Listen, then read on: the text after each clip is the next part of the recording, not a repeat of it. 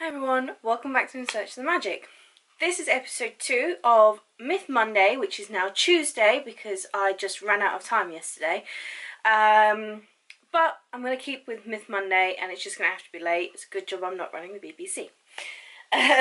So today's episode is all about the hotels and all the myths that are surrounding the hotels and what you can do with them, the amenities they have,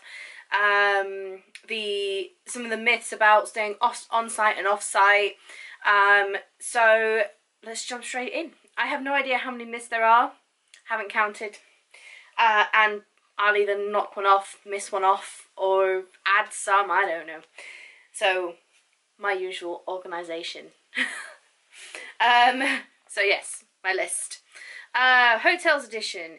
Taking things from breakfast. Now this is advised so often. You'll see it in advice groups. So many advice groups, in fact, they actually have to ban the subject because you should not be doing this. You cannot do this. It is against the rules. If you get caught, you can actually be evicted from your hotel and have your park tickets taken from you if you're on a package holiday. So don't do that one. On-site hotels are the only option.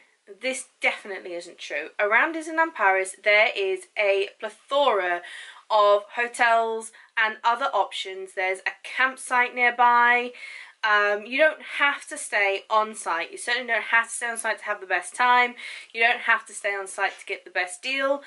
But before you decide to stay off site to save money, definitely price up on site because you could be surprised at how much that could actually save you once you've added in everyone's tickets and everything.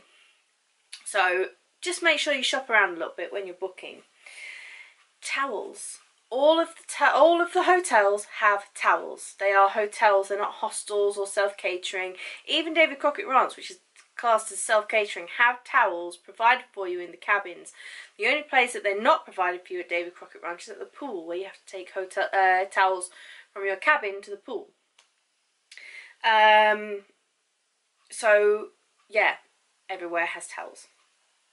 The pools are not interchangeable. If you're staying at a hotel with a pool and it's closed, you can get a pass to go to a different hotel and they will tell you which one you have available to you to use with your pool being closed. If you're staying in Santa Fe or Cheyenne, there is no pool. There's no option. You can't go and use a different pool. You can't pay extra to go and use a different pool. So yeah, the only option to use a pool if you're not staying in that hotel is either if your pool is closed or if you have an Infinity annual pass. Which, if you're watching this, you're not likely to have an annual pass because you probably know all this already.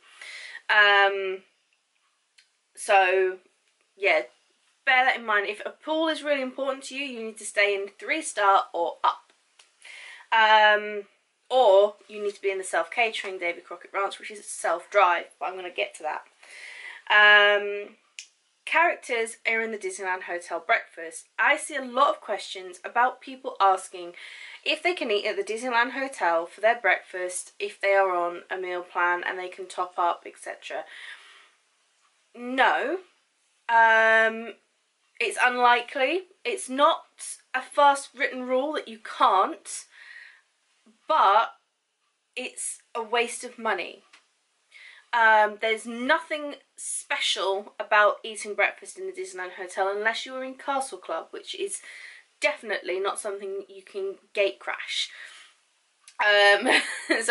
You can only access the Castle Club lounge and have breakfast there if...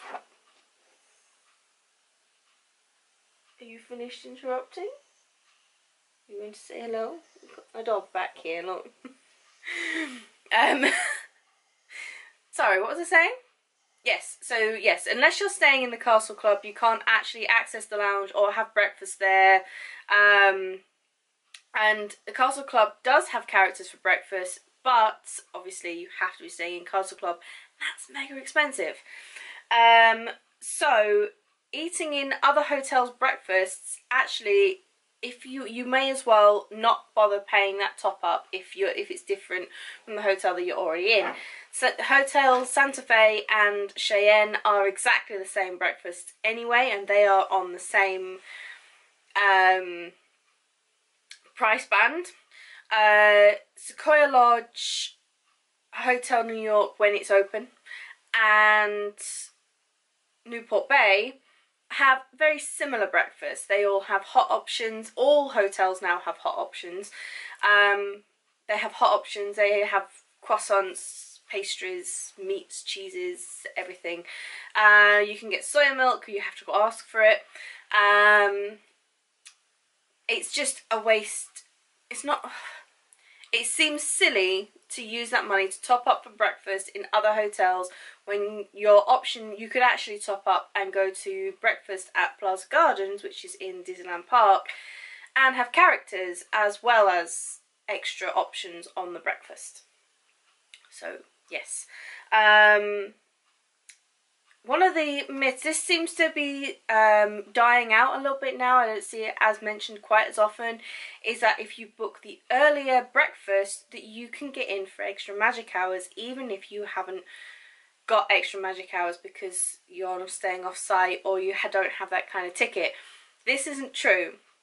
If you don't have extra magic hours, you must book the later sitting for Plaza Gardens character breakfast, otherwise you're not getting in. You must have your magic pass, which comes with the on-site hotels to get your magic hours, or you must have one of the top tier annual passes to be able to have magic hours, to be able to have the earlier sitting at Plaza Gardens.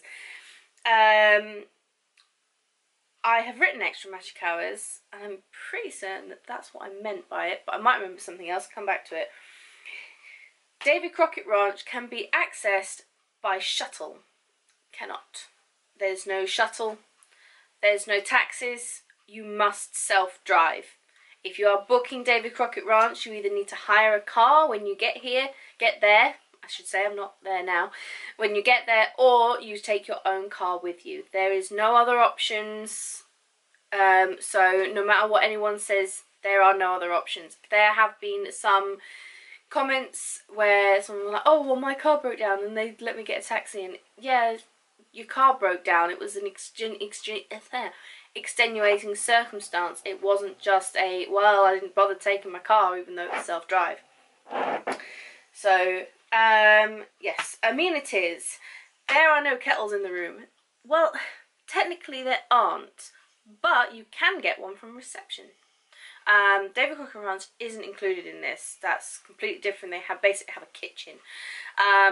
But all of the other hotels, no matter what star they are, right from Cheyenne up until the Disneyland Hotel, actually no, the Disneyland Hotel do have coffee machines in their standard rooms. So, okay, it's the middle ones. Yes, they don't have a kettle in the room, but you can get one from reception. So if you ask as you're booking in, then you don't have to fill your case up with a travel kettle. The only thing that you do not get is actual tea making facilities. There's no mugs, there's no spoons, there's no tea bags, milk, etc. So yeah, so bear that in mind. If you're staying in club level, and there are other club level options apart from Castle Club, there is the Golden Forest in Sequoia Lodge, Compass Club in Newport Bay, and it's yet to be announced what they're going to be calling club level in the new Marvel Hotel, which is the Hotel New York. That used to be the Empire State Club. There you've got coffee machines, unlimited tea and coffee in the lounge and everything, so it's different if you stay in club level anyway. The hair dryers are awful. They're not. They just require a little bit of patience. I've seen them being described as being breathed on by an asthmatic mouse. That's not. It will still blow it around and actually dry it. It just takes a little bit longer than what it would if you've got like a salon professional hair dryer at home. And I always find it really frustrating because the majority of the people that say how bad the hair dryers are men with short hair. Why? Why are you saying this? There's nothing wrong with the hair dryers. Again, save room in your suitcase. You don't need a hairdryer.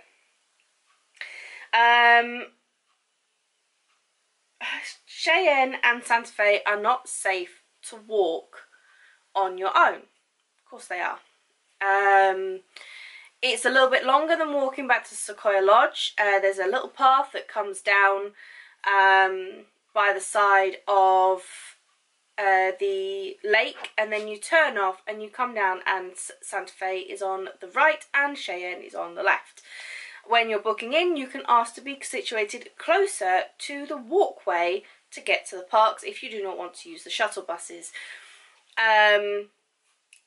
If you are going to be staying in any of the on-site hotels, it is marginally quicker to walk. Marginally? No, massively quicker to walk from your hotel and go through the village than it is to get on a shuttle bus. And this is purely for security.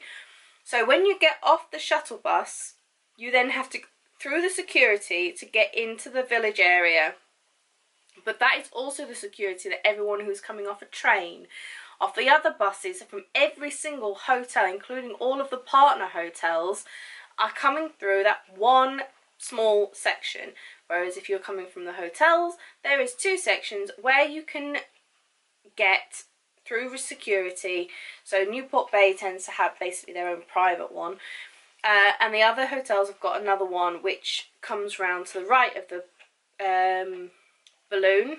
So if you're looking towards the village, you've got the hot air balloon, you've got security on either side, and it moves a hell of a lot quicker because there's less people using it.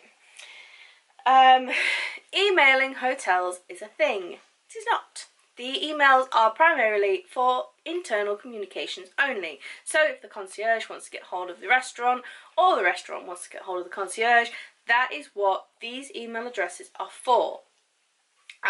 So loads of people will say, oh, who's got the email address for Hotel Cheyenne?